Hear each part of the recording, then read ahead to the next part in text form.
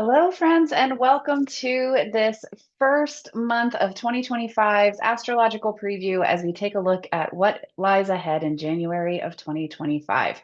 So, at the jump of this video, I just want to remind you that the calendar year and the astrological new year do not align. So every year, I like to remind folks that energetically speaking, we are still sitting in the quiet of winter come January 1st. This is a time when we are more inclined to be introspective and to kind of draw within and to be in the quiet of winter.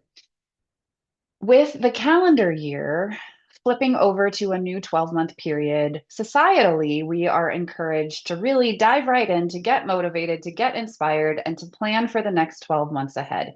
And while that is all well and good and necessary, it can be hard for a lot of people during this time of year to really feel into the energy of that, to really not feel pressured by that, to feel like they have to do that energy of newness and they have to feel into that energy of newness and inspiration and all of that during this time of year when energetically we're called more to be a little bit more introspective and quiet.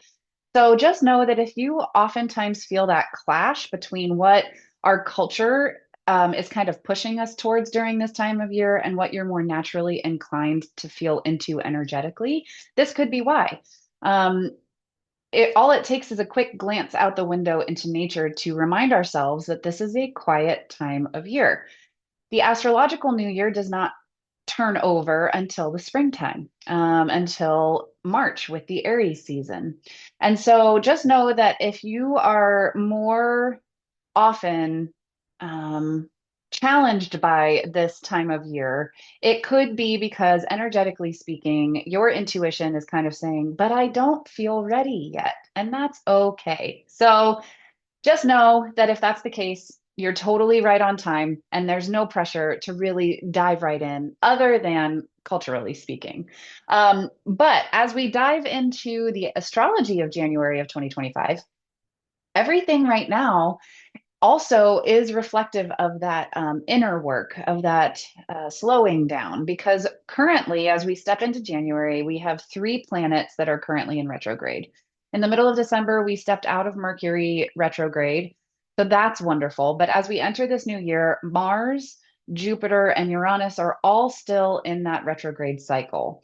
So this could be a reason why we are still feeling kind of more introspective and less action oriented.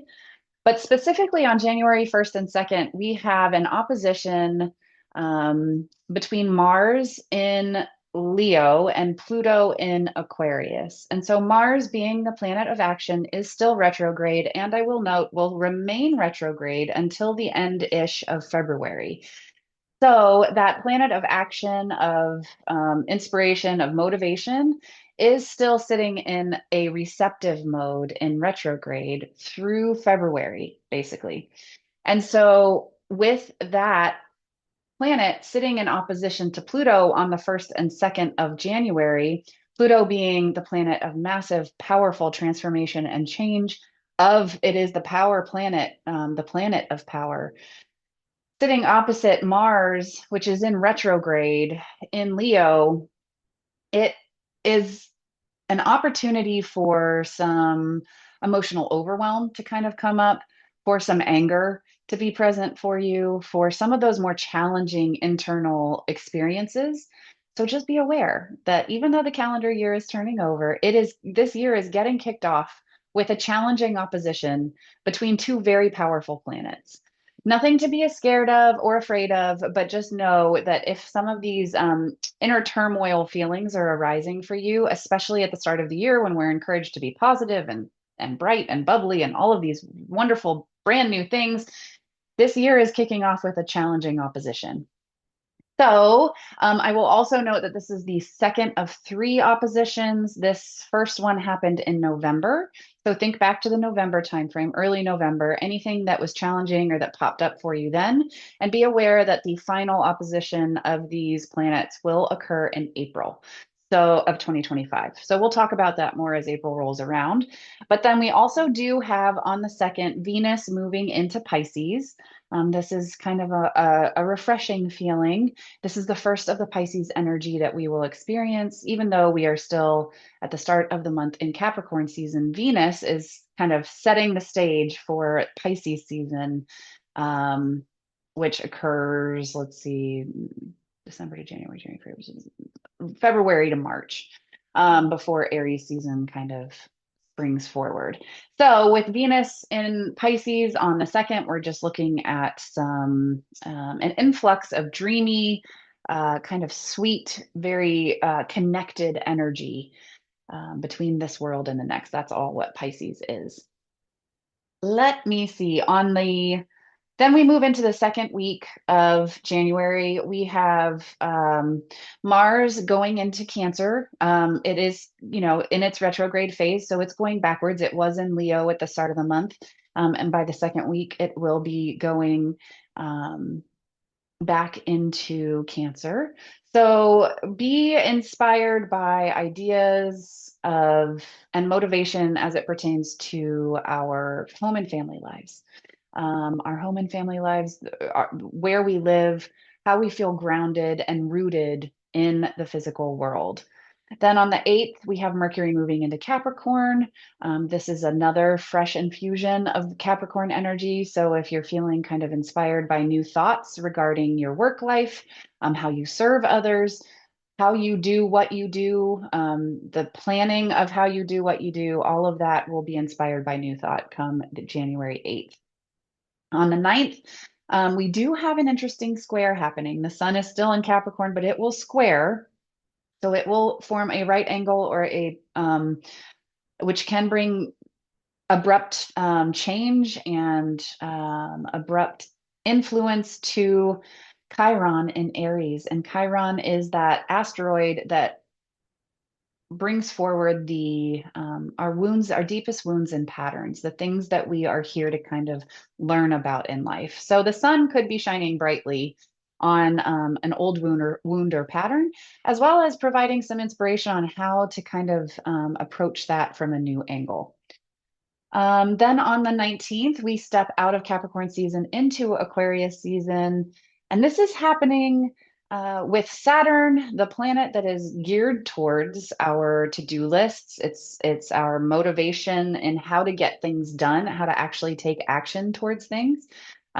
So when the sun moves into Aquarius, Saturn will be sitting right on top of Venus in Pisces. So with what we said at the start of the month, with all of this like dreamlike energy, Saturn will sit right on top of Venus in that sign. So we could be working towards where we're headed. We could get this fresh infusion come the 19th as the sun moves into Aquarius season of that dreamy, but how do we turn our dreams into reality kind of energy.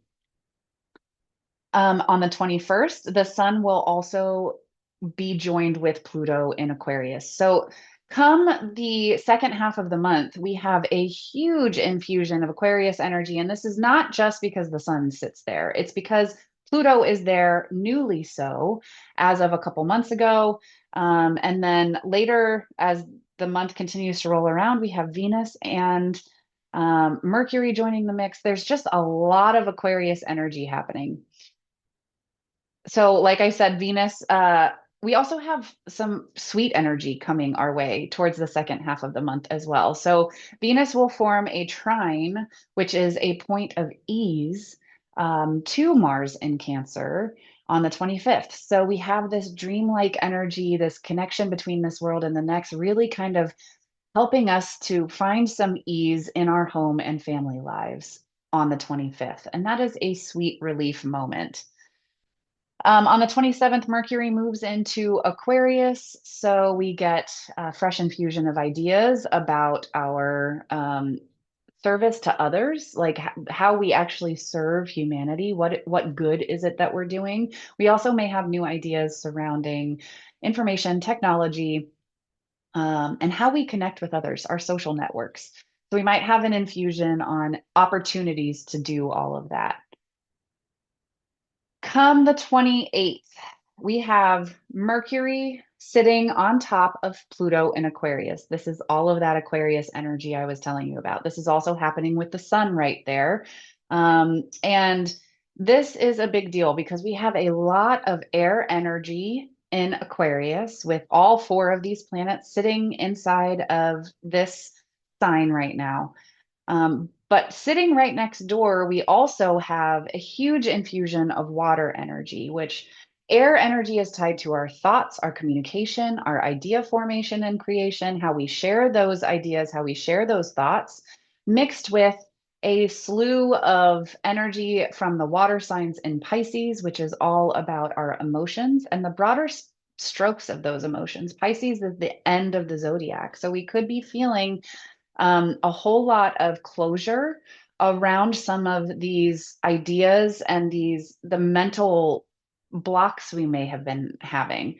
So just know that air is kind of being balanced out by water come the end of the month, because there's a lot of planetary conjunctions that are happening in both Aquarius and Pisces at the end of the month. That also makes way for the new moon that is happening on the 29th. This is the Aquarius new moon. So it's the time for us to really kind of plant intentions around those new ideas that have been kind of flooding forward this month. And then on the 31st, we have a final interesting conjunction with Venus. Sitting right on top of Neptune in Pisces. And Neptune is the ruler, the modern ruler of Pisces. It allows us to really dive more deeply into our connection with this world and the next. It allows us to open up our hearts to understanding more about this life, the afterlife, and what our thoughts are on all of that. And Venus sitting right on top of Neptune, as well as this all happening right around the North Node. The North Node is where we're striving to get to in this lifetime. And so we could be having some really deep kind of thoughts and processing and all of that happening, but it's all pushing us towards the direction of where we need to go. I will also say the North Node pushes us outside of our comfort zones. So be prepared at the end of the month to kind of have your heart kind of just burst wide open, but it's all towards where you are headed, taking you out of your comfort zone and into new endeavors, new belief systems, new thought patterns, all of that. This is also happening right when Saturn is sitting right on, or I guess I should say the moon sits right on top of Saturn in Pisces. So this is where that energy of the water and the feelings and the depth of our feelings, Saturn again being the planet that dictates the structures and foundations in our world, and how we get to that next step. With this happening all around the North Node and this Venus and Neptune conjunction, the end of the month on the 31st specifically is a big day. It's a notable day. So be prepared for all of that. It's all good things. It's not, challenging aspects or challenging conjunctions. It's just there's a lot happening energetically towards the end of the month. And with that, I say have a wonderful month, and I will see you again in a few weeks. Have a good one.